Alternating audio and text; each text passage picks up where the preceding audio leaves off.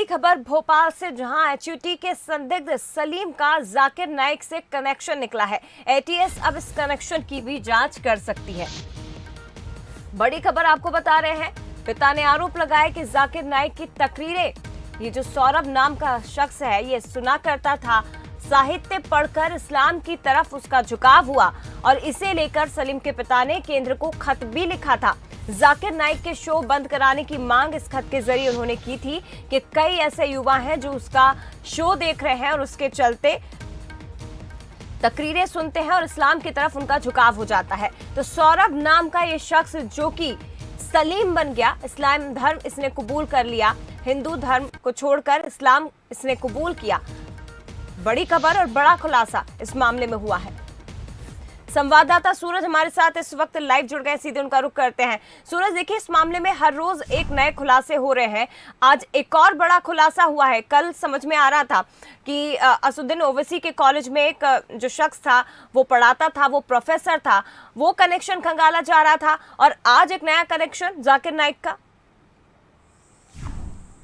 देखिए, बिल्कुल एचयूटी का जो प्रमुख सरगना है सलीम, जो भोपाल में सौरभ बना था और सौरभ से सलीम तक की जो कहानी है, उसके पीछे पिता ने खासतौर से आरोप लगाया कि जिस तरीके से वो जाकिर हुसैन का शो देखता था, जिसमें खासतौर से पीस एंड प्रोग्रेस, उसको देखते हुए लगभग धीरे धीरे वो कन्वर्ट होता गया और खासतौर से उसकी कट्टरता बढ़ती गई।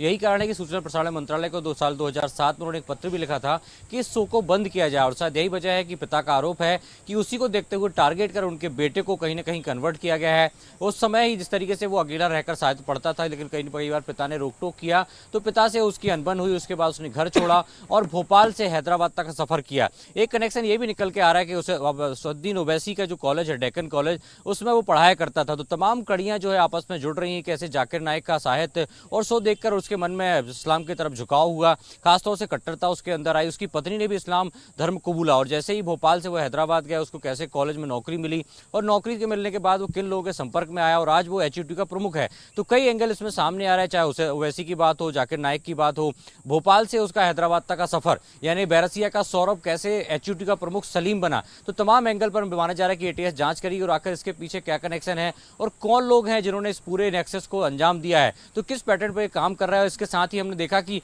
प्रदेश प्रभारी मुरलीधर राव ने भी ट्वीट कर ये अब जताया है, आशंका जताई है किस तरीके से ये काम जो है स्लीपर सेल की तरह काम कर रहा है। मध्य प्रदेश ही नहीं, लव जिहाद, धर्मांतरण का जो मसला है वो मध्य प्रदेश, भोपाल से लेकर हैदराबाद की बात हो या देश के कई हिस्सों में फैला है। तो उन्होंने भी ट्वीट कर चेतावनी दी है तेलंगाना को कि सरकार को इस बारे में विचार करना चाहिए और इन तमाम इनपुट्स के आधार पर आगे कार्रवाई करनी चाहिए, ताकि धर्मांतरण, लव जिहाद जैसे जो मामले हैं, खासतौर से जो आतंकवाद और पाकिस्तान जैसे इनका कनेक्शन सामने आ रहा है, इस पर सरकार को सख्त कार्रवाई। सौरभ या सलीम के पिता ने जो खत लिखा उस पर ध्यान नहीं दिया गया, लेकिन अब जब ये बढ़ता जा रहा है, जब युवाओं का ब्रेन वॉश करके उन्हें इस्लाम धर्म में धकेला जा रहा है या वो खुद उस तरफ झुक रहे हैं, तो ऐसे में बहुत जरूरी हो जाता है कि इस पत्र पर अब गंभीरता से आगे जांच की जाए और इस पर कदम उठाए जाए। फिलहाल बहुत धन्यवाद आपका जानकारी साझा करने के लिए।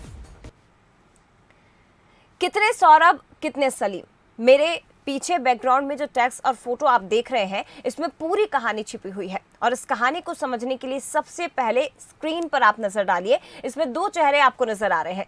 इन चेहरों में पहला सौरभ है और दूसरा सलीम है। अगर मजहब की बात करें तो जाहिर है कि पहली तस्वीर सौरभ यानी कि हिंदू की है और दूसरी तस्वीर सलीम, आप समझ गए होंगे कि मुसलमान है। अब यदि मैं कहूं कि दोनों ही तस्वीरें एक ही युवा की है, तो आप थोड़ा हैरान जरूर होंगे। जी हाँ, ये दोनों तस्वीरें आप गौर से देखिए।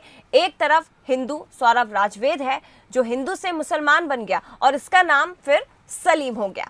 तो सौरभ और सलीम ये दोनों एक शख्स हैं, अंतर है तो केवल मजहब का।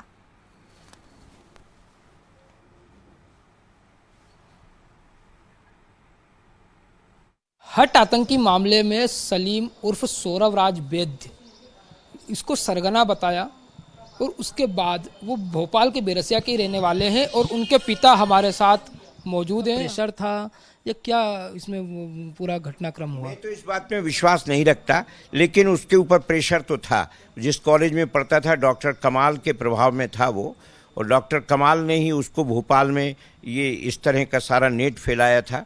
वो उसी से जुड़ा हुआ था और डॉक्टर कमाल से भी चर्चा मेरे एक बार मतभेद हुए थे। इसके बाद वो फिर कभी नहीं आया। कौन है डॉक्टर कमाल? इसके कॉलेज में सह प्राध्यापक थे।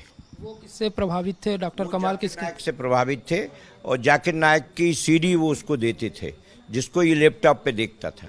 बाबूजी, सौरभ की आपने शादी कब की थी और इस शादी के बाद वो कहाँ मतलब पढ़ाने चले गए थे? हैदराबाद कब गए थे पढ़ाने के लिए?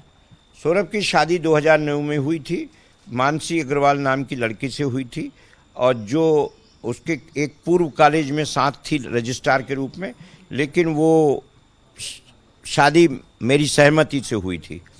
कुछ कॉन्स्पिरेसी लग रही है ये, आपको क्या लग रहा है? ऐसा तो लगता है मुझे कि वो कुछ, चूंकि वो कन्वर्टेड हुआ था और ऊंची ऊंची बातें करने लगा था, तो संभव है कि वहीं के मुसलमानों को वो आँख में किरकिरी लगता हो कि ये कल का आया हुआ हमें पढ़ा रहा है, तो उन लोगों ने ये इस तरह की इन्फॉर्मेशन दे दी हो कि इसके निपटा दो, इससे जो काम लेना था वो ले चुके, अब भाड़ में जाएगी।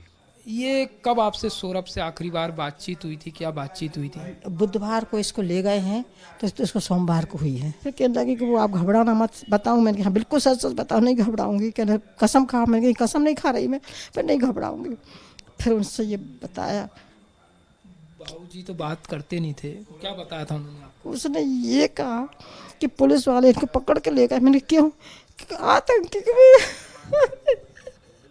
आतंकी समझ के ले गए।